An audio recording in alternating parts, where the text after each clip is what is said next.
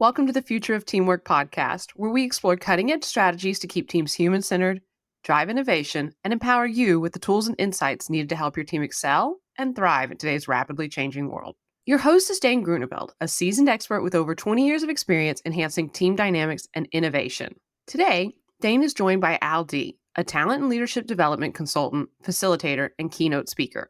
He's the founder of The Edge of Work, a talent and leadership development firm that helps organizations develop leaders to improve engagement and performance.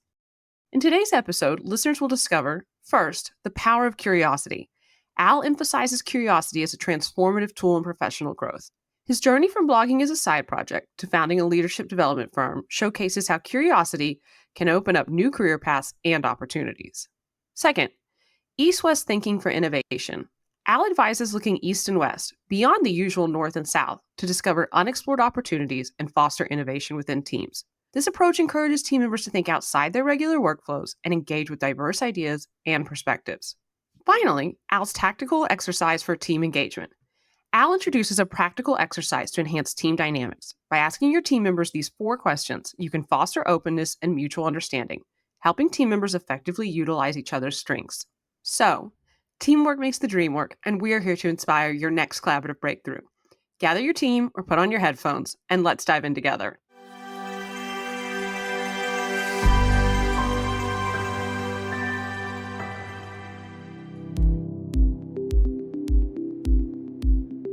Welcome to the Future of Teamwork podcast. My name's Dane Grunewald, CEO of the Huddle 3 Group, and today I'm joined by Al D. Al is the founder of The Edge of Work, and he's also the podcast host of The Edge of Work. And I've been fascinated by a lot of his content recently on LinkedIn, so it's great to have the chance to meet in person and learn a bit more about your story and the impact you're making. Welcome, Al. Hey, it's great to be here with you. I appreciate the opportunity to chat. You bet. So for my benefit, for the benefit of the listeners, how did you come to be doing all this cool work? It's a great question. As you said at the intro, I'm the founder of The Edge of Work, which is a talent and leadership development consulting firm. And so most of my days are spent working with organizations to help them not only find great leaders, but develop them into great leaders so that their people can perform at the highest level and really maximize the talent inside of the organization. So I've been doing that for about 3 years, but I actually got my start working in professional services. So I worked for a global management consulting firm called Deloitte. And I did a lot of work at the intersection of transformation and technology change. And so really thinking about how do companies kind of, when they implement new technologies, bring their people along on the journey with them so that their people can show up and work differently and to be more productive or effective. And that's where I really cut my teeth, and it really kind of helps shape how I see the world of work. And a lot of, I know we'll talk a little bit about that a little bit later on, but that was where I got my start. And somewhere along the line, I started getting more into the leadership and culture space, started doing more around leadership development and culture. And through how sometimes life works, I started getting asked to lead kind of leadership programs internally. I got really curious about leadership. And so I started writing a blog just about leadership and career development, just as a little fun, creative side hustle and outlet. That led to doing some speaking and training on the side, and spawning a nice little side business, first when I worked at Deloitte and then when I worked eventually at Salesforce. And the long short of it, after kind of doing that side hustle for about 5.5 years on top of a day job, I got the itch to go and wanting to make it my main job. And so I left my last corporate job in August of 2021. And so it's been about 3 years on the nose. And so now I get to do, I think, the work I was running around trying to do on the side, but I just get to do it each and every day. That's awesome. I love stories when someone's turned a side hustle into the main event. Yeah. No, it's, I think for me, and something I certainly, now that I work with a lot of managers and leaders, I really try to impart to them. There's clues all around us. We just sometimes have to pay attention to them. And so I think for me, one of the things I benefited greatly from is that I know we're going to talk a lot about teams, but when I was working on teams, I did have people around me, whether they were leaders or managers, who were constantly saying, hey, you're good at this thing. Maybe you should try to do more of it. Or, hey, like on this team, this is how you really contributed. And good on me for certainly paying attention, but good on the people around me who are being open to like giving me that helpful feedback, or even just to say, hey, that was a really good job. And so I just tried to pay attention to a lot of those things and tried to turn those into opportunities. And here we are. So I'm grateful for those moments, though. That's super neat, Al. One of my coaches talks to me about radio frequencies, going back to sort of that, that sort of being aware of what's around us, these clues. And he's like, at any point in time you're sitting in a room and all of the radio stations are in here, you just haven't tuned into them. I love that analogy. That's so good. It's super cool. And that's something that teams do. Clearly your team members helped you find your channel to tune into. Absolutely. 100%. Super good. You also used a great word there when you started the blog. You said you got curious and started writing the blog. Yeah. Curiosity is so underrated. And It is. you know, I think it's often when I meet great guests, when I meet great people that are doing work around teams, it's a common thread that you've got to be curious about people and how people work. Yeah. So I 100% with what you're saying, certainly biased as a podcast host, but I will say that a fellow podcast host, that I will say anecdotally, from my experience, I found that the podcasts that I listen to most frequently are the ones where the host, you can just tell they're just insanely curious. And like they have like a structured agenda and like they'll follow it, and that's helpful, but you can just tell they're genuinely curious and being there and wanting to know from the guest. And that makes the world of a difference for a podcast host, but I think it makes a world of a difference for any professional looking to find opportunities in front of them in their role, or even for that matter, if they're trying to find a new role. Curiosity really can be a gateway drug to so many other things. Yeah, I believe it. And with the work that you're doing around leadership development, I've seen, particularly post-pandemic, I've seen a lot of great leaders land in teams and have disastrous outcomes. And so like curiosity is a superpower for leaders joining new teams and new organizations too. Oh yeah. It's one of the, to your point, I would say that an observation that I have made is that I think a lot of times, particularly with senior leaders, when they join organizations like you mentioned, and they are picking up teams, they can do a lot more damage by doing rather than by listening. I would like to, assuming that they're stepping into a role where the company literally isn't burning down or like is going to run out of cash tomorrow, I think a lot of leaders stepping in a new organization would, to your point, be much better served with being curious and asking more questions versus jumping in and trying to make decisions. Because to kind of tie some other analogies that you've already mentioned, there's a lot of radio frequency going on that would be mindful for a leader to pay attention to before going and making a decision on anything else. And so being able to hold space in those moments, to be curious, to ask questions, to ask why, even if it may be annoying, like I think a lot of leaders, particularly stepping into new roles, would be much more effective over the longer run, even if it meant maybe pulling back a little bit initially from wanting to jump in. Yeah. And it's hard. That's a good point. It's hard to not jump in because we've all been conditioned to this, hey, you've got to make your impact in the first 90 days. Right. Hit the ground running, of course. Yeah. Right. And, I think it always comes back to, for me, this idea that a leader once said to me of go slow to go fast. Right. And, there's a reason why the best marathoners in the world don't, go super fast, like right out of the gate. Right. Because they know they're going to be in it for the journey. And so, but I totally appreciate the pressure sometimes that someone can be put under the gun to make a decision or to do a thing or to shake things up or something like that. So it's easy for you and I to opine on, but I also very much understand and live reality. It can feel a lot more urgent to have to make a decision. So yeah, it's interesting. Just before the show, Al, you and I were talking about, well, what is it about teamwork and themes around teamwork that are exciting you? And your first point, which I think we'll dive into now, is that business is maximized for the individual, but so often work requires a team to get it done. So maybe we could dive into that. Yeah, I would love to. This is something I've thought a lot about. And as I mentioned to you in the beginning, I grew up in professional services. And so I worked on a lot of teams. And one of the things I learned like very early on in that experience was the fact that no one person was bigger than the team, but everyone needed to contribute.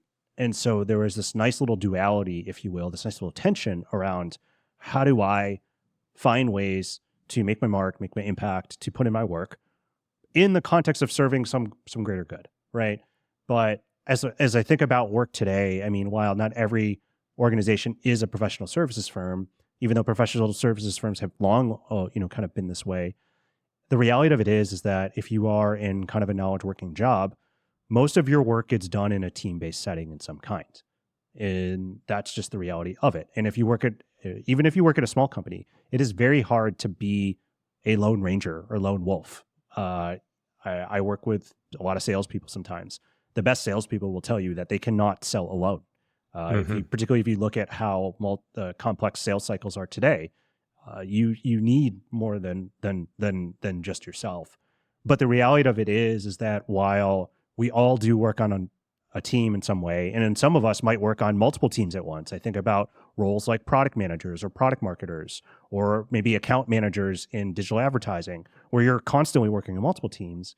Even though everyone's working on teams, the way that we're rewarded is based on our individual work. And so there just is kind of this kind of conundrum and this kind of like chasm, if you will, where we all acknowledge that we work on teams and we work on lots of them. We all acknowledge that we need others in order to be successful. But ultimately, the systems that reward us are, for the most part, geared towards the individual. So what do, right? And that's where you see things like fiefdoms and kingdoms spot up. That's where you see things like politics come up. That's where you start to see things like, well, sales thinks this, but we're fine over here in marketing. Or these leads in marketing are no good, like over in sales, right? Yeah. Or product and engineering, or you name it. And I think that's just the reality of the way of working, of how we are today, where we all agree that we work on teams. We all agree that we need other people, but we're all still thinking about ourselves. And I haven't quite figured out how to solve it. I don't know if you have any ideas, but it is something I've observed that's come up. I think it's a great observation. I haven't worked out how to solve it either. I do have some ideas. Even just hearing you talk through sort of those systems that drive the individual. One of my mentors suggests in his book that we need to get rid of this "there's no I in team" mentality and actually embrace the I in team. Interesting. And so there's a duality there, which is what is my role in my job, but what's my role in the team too? Because teams just don't amorphously pop up and do work. That's a good point. And I think actually, if I'm thinking about it, it's hard sometimes not to talk about teams in the workplace and not draw parallels to sports or performing arts or other team-based settings. Yeah. And I think about some of the best teams that I've seen in some of the sports that I love, like basketball and football. And one of my favorite types of players to come across on either of those sports are the people where it doesn't matter who's on the court. If you plug them in, they're just going to make the team better. They just have that plus minus ratio that goes through the roof. And the reason why is because for the context they are in, they know the role that they need to play. If any of you follow basketball, maybe you saw the Olympics, there's a lot of discourse around for the USA men's basketball team of who was on the team. Even if you don't follow it, you can follow me along. There were a number of players on the team who were not superstars like LeBron James and Stephen Curry, namely guys by the name of like Derek White or Drew Holiday. The reason why they are on that team is because it doesn't matter who they're playing. It doesn't matter who else is on the floor. When you put them on the floor, they will understand their role in that context and know how to contribute. And I think what it really speaks to in trying to draw this analogy back into the workplace, if you can be someone who can pick up really quickly, given this team or given this context, what is the role that I need to play? That will serve you really well, because that transcends like a job title. Like that transcends like the function you're in. It's just in that specific moment, how am I contributing in a way that maps towards some kind of goal that this team needs to hit? And I think that is a really good way to not only find ways to contribute, but also to find ways to get more opportunities.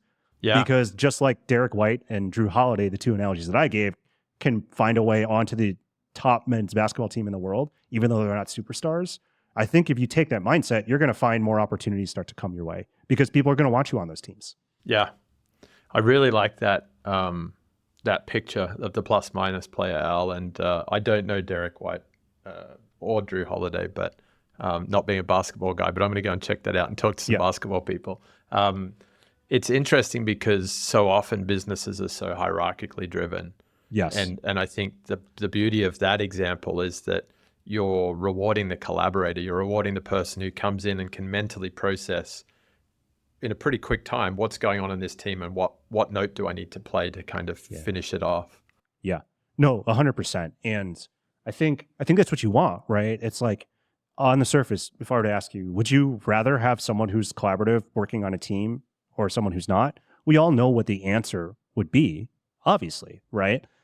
We just we haven't necessarily figured out ways in which to kind of refactor that into the systems that we have, or for that matter, the behavior, extension of that, the behaviors that we reward, right? Yeah.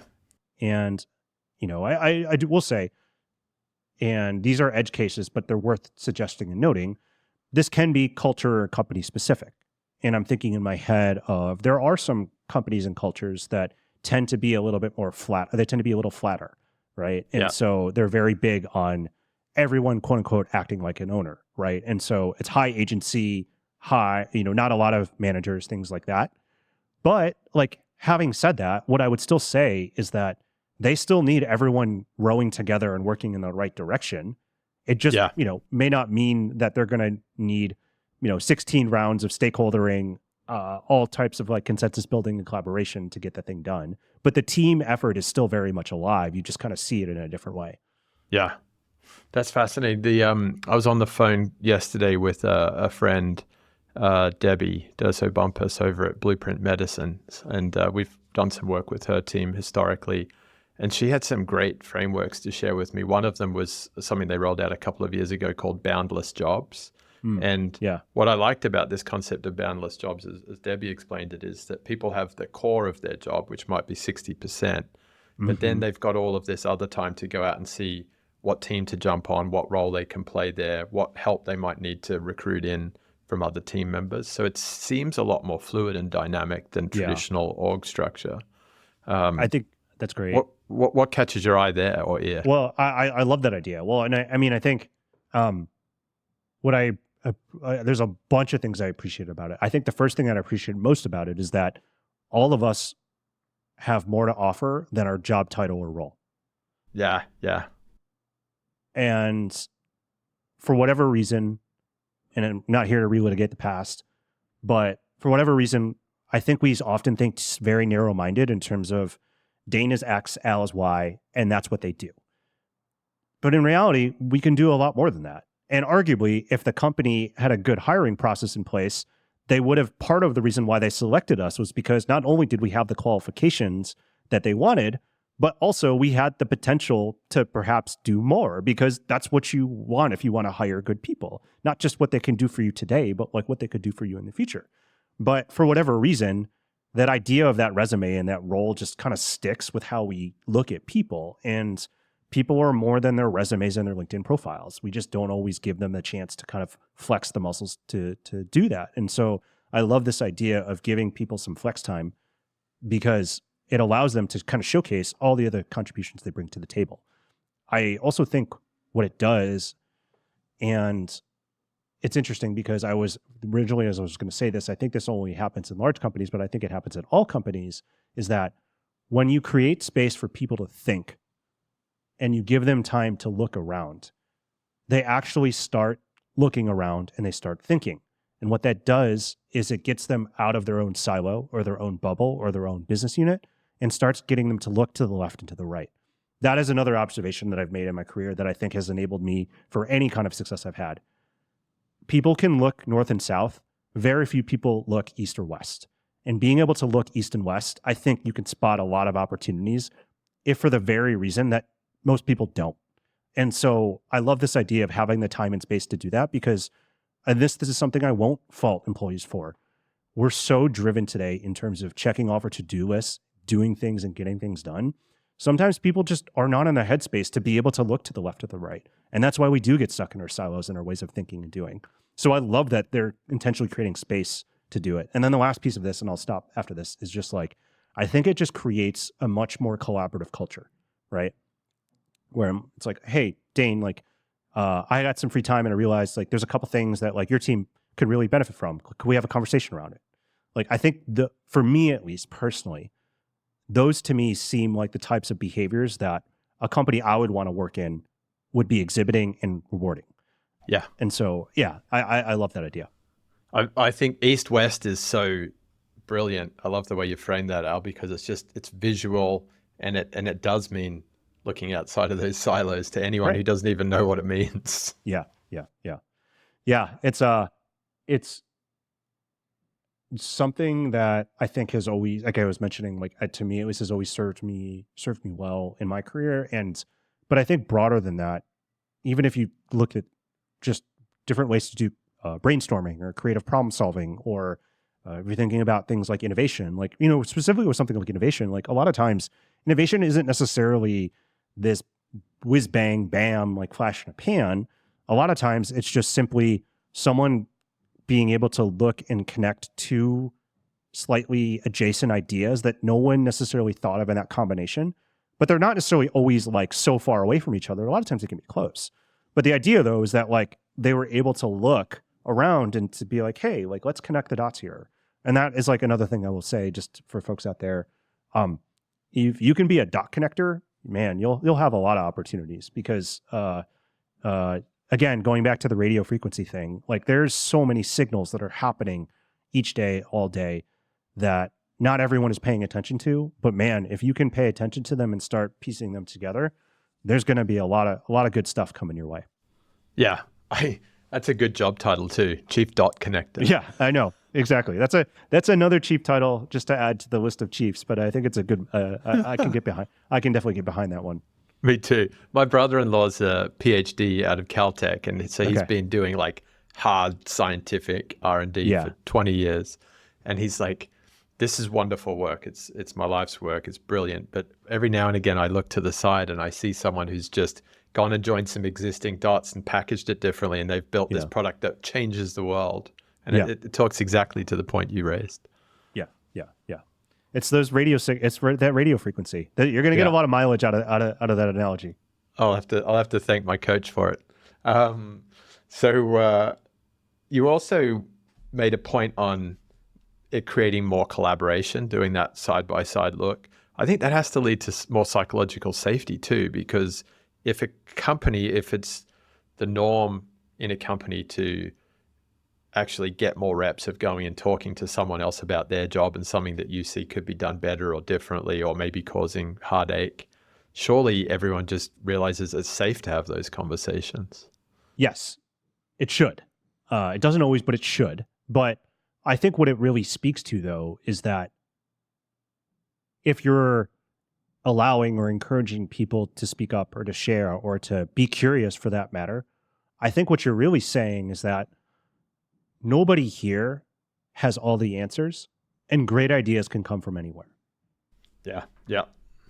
And I think it is a little bit of a different way of thinking about how you view your company, or maybe how you view business, or how you view leadership for that matter, because there was a time when the leaders were expected to have all the answers. I think most in many organizations now, there is a realization that even though leaders do have responsibility, it is and do have accountability, that not all the answers are going to come from a leader. I would say in a lot of organizations that is something that we have evolved to. But what I would also say is that if you didn't want people to ask questions or raise ideas or offer new solutions, well, then why did you spend all that money to hire them? Yeah. And I think sometimes, again, going back to the we're more than our resume kind of dialogue and discussion, I think humans, when you create conditions for them, are incredibly capable of a lot of things. And in some cases, things that you and I can't always, imagine, right? And just think about innovation in the history of humanity to show you plenty of examples where they have done that. But while I do think there's value in that psychological safety, and it's important and necessary in order for it to happen, I do recognize that not everyone is there in terms of that thinking of this is how my business should operate, right? Yeah. That's probably a point, Al, that's worth just pausing on for a brief moment, which is the resistance to these changes. So there's a lot of leaders and team members who are like, hey, I don't want you to disrupt my flow with a suggestion or a question. Right. For sure. It's classic. Who moved my cheese? Right. And I think part of this always stems back. Whenever I think about things like resistance or anything like that, I always immediately go back to psychology and neuroscience. Right. It's a threat and survival mechanism. Right. There's something within a leader that something in their brain kind of just starts firing of, I am not safe. I need to cling on to be able to keep things the way that they are because my survival depends upon it. And so there's absolutely part of me that is understanding of psychology and science and sympathetic in some cases to that. And in particular, when it does mean having to potentially do something that does feel unknown or does feel with some level of risk. And part of a leader's job is to be able to look and evaluate a risk and make a decision. And so I think it's a very normal reaction, and I'm understanding and sympathetic to it. I don't think anyone should be shamed for it or anything like that. And I think at some point, if you want to do this well and do this right, I think you just have to acknowledge that it's okay to change your mind. The person you were 5 or 10 years ago isn't the exact same person that you are now. And also, if you do make space for other people, if you are able to get over that discomfort, there's a lot more you potentially could achieve. And there's some mental gymnastics in there that can make that hard to chasm to cross. But I will say is like, I do think if you can do it, I'm not going to say that it's easy. I'm not going to say that you're not going to make mistakes, but I would suggest that the upside potential of what's there could be far greater than trying to hold on to where you are today. Yeah. I think that's really powerful. If you think about our teams that you may have worked with or seen or been on that have been able to make that leap, are there any particular anecdotes or examples that you've seen of a behavior, an activity, or a communication that kind of just set that tone and got it moving? Sure. And I have to credit, I believe, Marcus Buckingham and Ashley Goodall for this one from some of the work that they've done when they were at Cisco. They've, for folks listening at home, both of them have been in the HR and psychology fields for many decades. They've written books, bestsellers, et cetera. But they have this activity that they do on teams, or they encourage to do on teams, and I've started doing on a lot of the teams I'm on. But it's basically when the team joins, everyone answers these 4 questions, and it's basically what is a strength you have, what is something you're weak in, what kind of help should people come to you for, and what are you generally curious about? And I think that's such a good way, particularly doing it in a team-based setting, to really actually put on the table of what am I good at? What can you come to help for me for? Where am I maybe challenged by that I might need some help in? And what are my general interests, right? And so just even opening that up and that conversation and getting people talking about that. Now that I know what you're good at, Dane, I can go to you when I need that help, or when I spot that opportunity to say, hey, Dane, and you said you were good at X. I think we might need X. Can we talk, right? So I love that tactical exercise as a way to kind of set the tone for the team of hey, we're here together and we're going to create the space where all of us can contribute. But in order to do that, we need to also try to open up a little bit to one another and to be honest with one another about the things we're good at and maybe we're not good at, but also how we can help each other. And I think that's a really, tactical way and egalitarian, if you will, kind of way to be able to do it. And on that notion, I will say, and I go back to my consulting days. One of the things that I saw happen on a number of teams that I was on early on in my career that changed, I think, my trajectory, but also how I try to lead on teams, is that I had a number of team leaders who, when we'd be in the team meeting room and we needed to make decisions or we needed to debate stuff, 2 things. 1, they would always let the team members go first.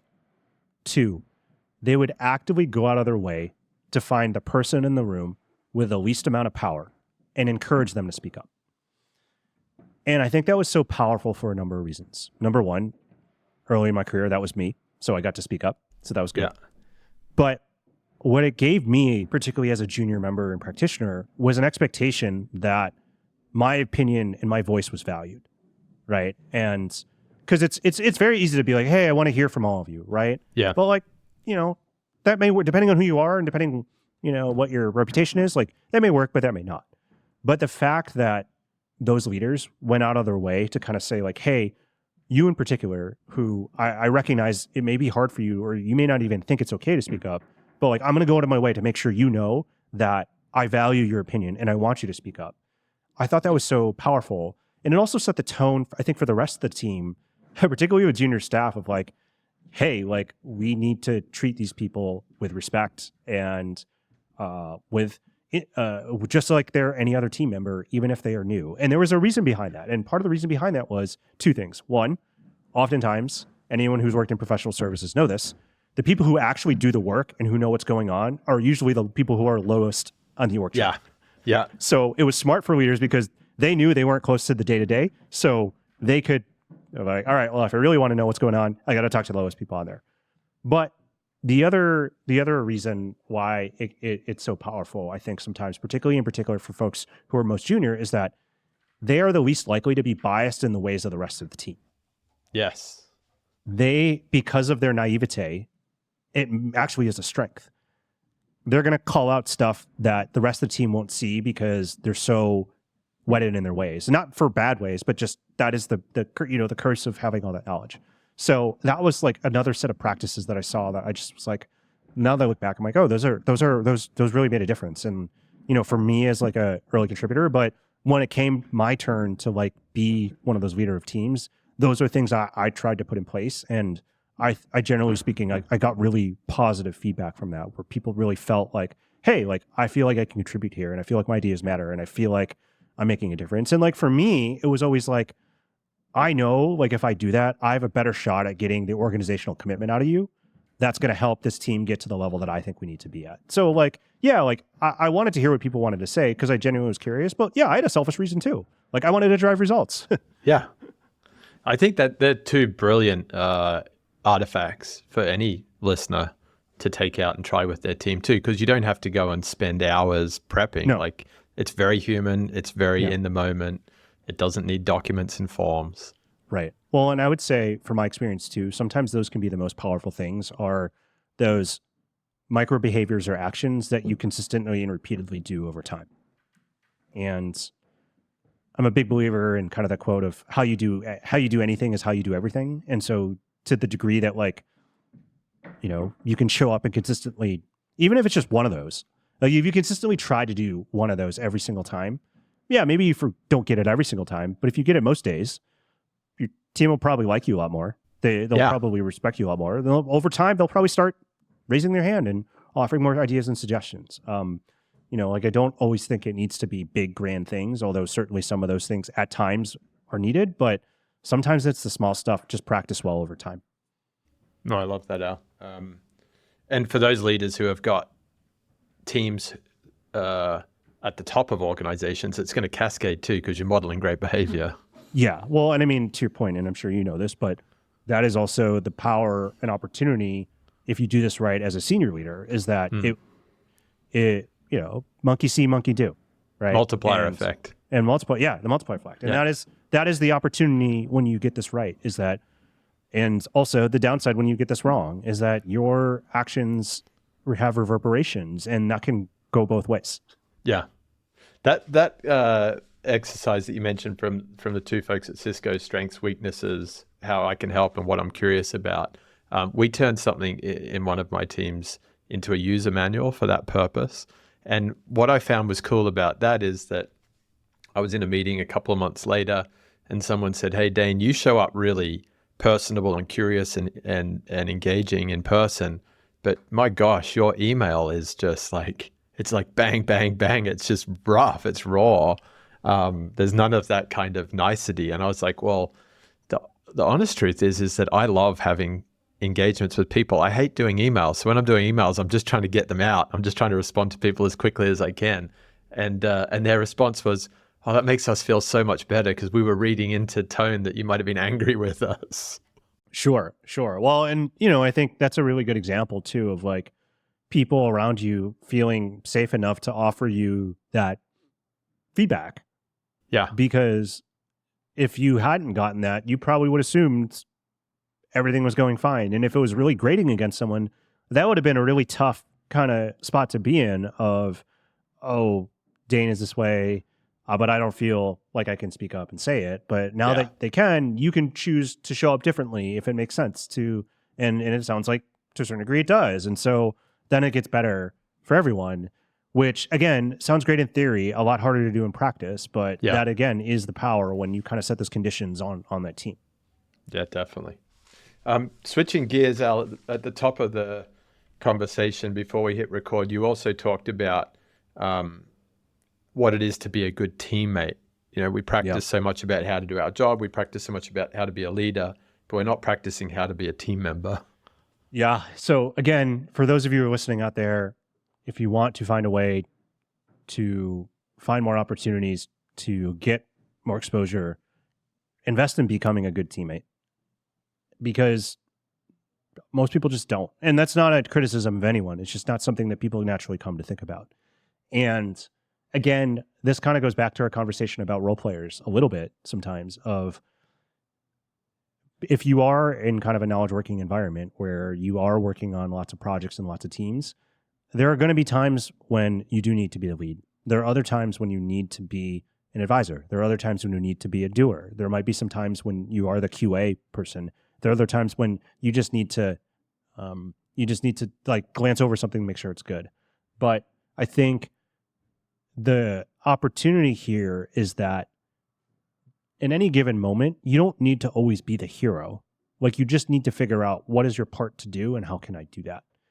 And similarly, if you are working with a number of different stakeholders, or maybe you're working with them consistently, knowing how you can show up as a good teammate, knowing that like you're going to be working with them for a while, that's only going to build that trust that you have with all of those other stakeholders that you have.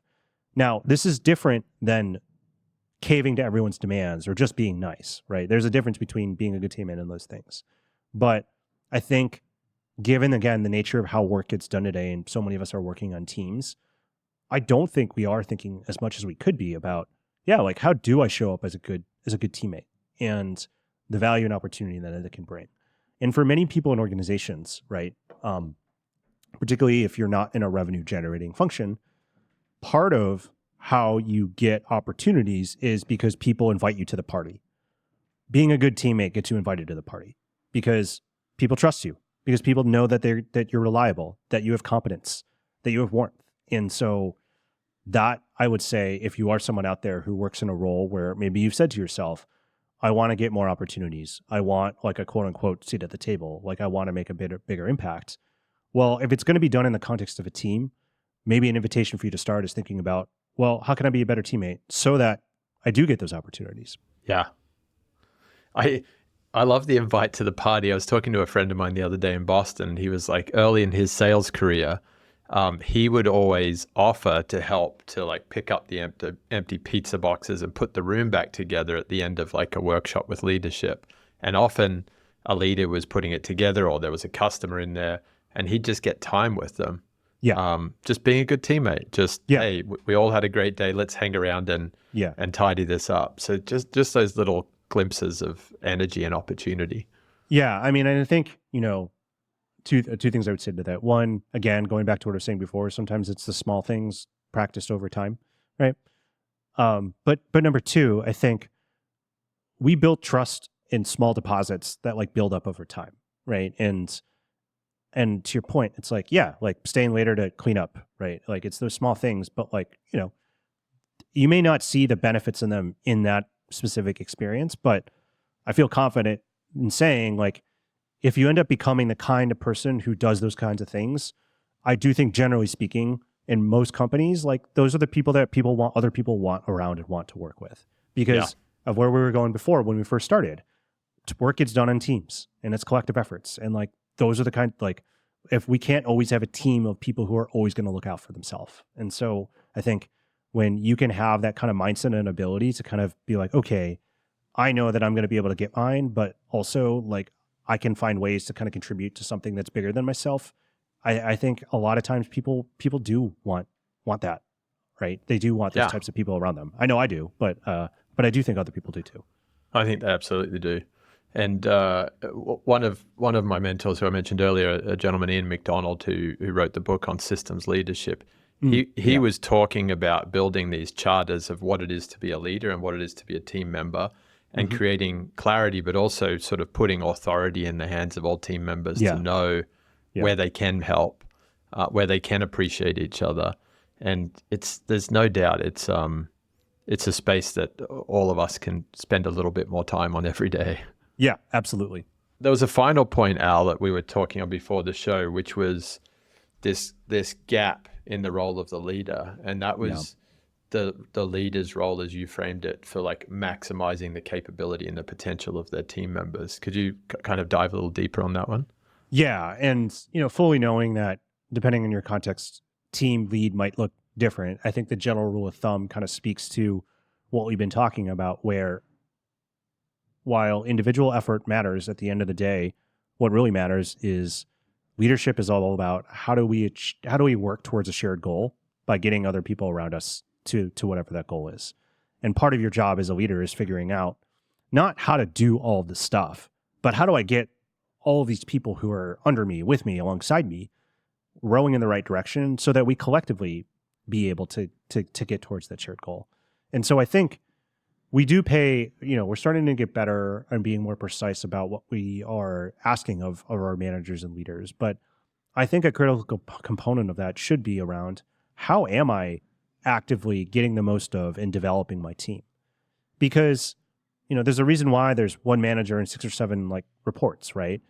The manager can't do it all. And so at the end of the day, part of what you're left with is figuring out how do I maximize what is in front of me? And it's all these people.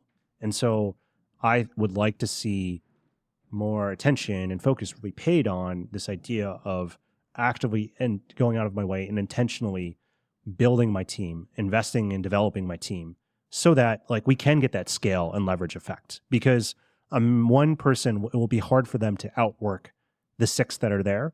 But if that one person finds ways to work through those 6 people or 7 people, they're not only going to get the thing done, but they might even be able to achieve more than they ever could have done on their own. So I'm a big believer in that.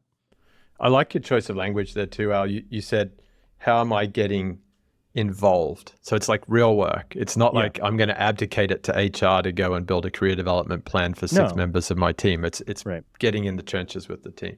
It is. And I think anytime you can get in the trenches with a team member, a stakeholder, a customer, like there's a shared experience and a level, I think, of respect, they had. I mean, I think I learned this personally myself. I used to work in marketing, and I used to get in the trenches with my colleagues in sales, and like that helped me earn a lot of trust.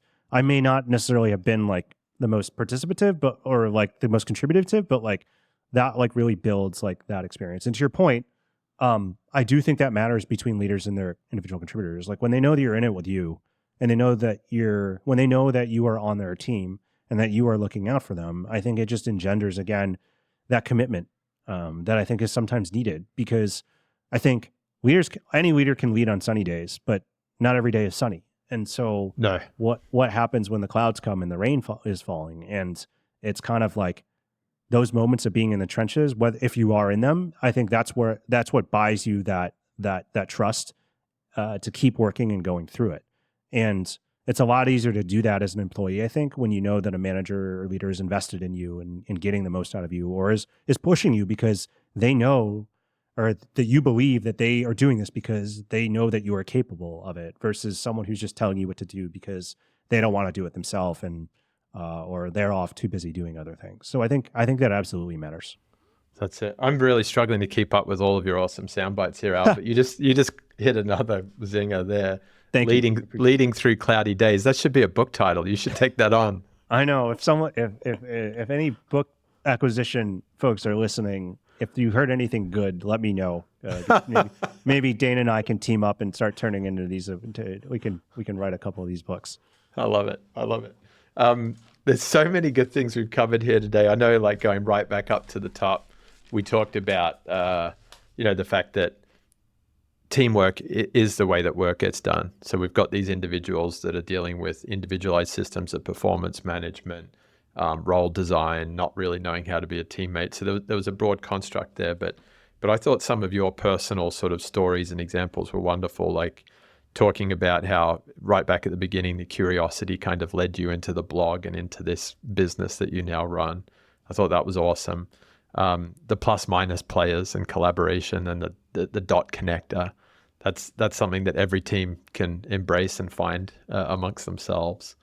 I really also love the looking east-west. I think super powerful opportunity for any team there.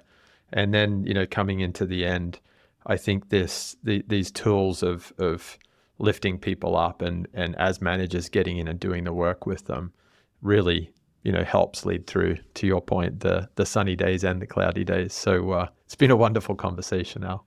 This was a lot of fun. I really appreciate the opportunity to chat with you. And this was a lot of fun.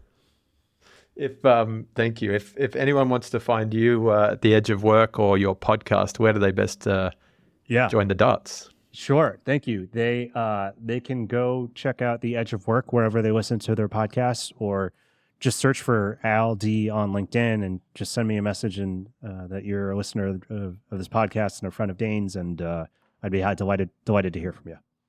Thanks, Al. Well, I really appreciate the time. Loved your energy and thank you. So much good stuff. Thank you. Thanks for everything. Thank you for joining us. Remember that by embracing vulnerability, trusting our intuition, and approaching challenges with compassion, we not only strengthen our teams, but also pave the way for a future where collaboration thrives. If you're hungry for more insights, strategies, and research on collaboration, head over to thefutureofteamwork.com. There, you can join our mailing list to stay updated with the latest episodes and get access to exclusive content tailored to make your team thrive. Together, we can build the future of teamwork. Until next time.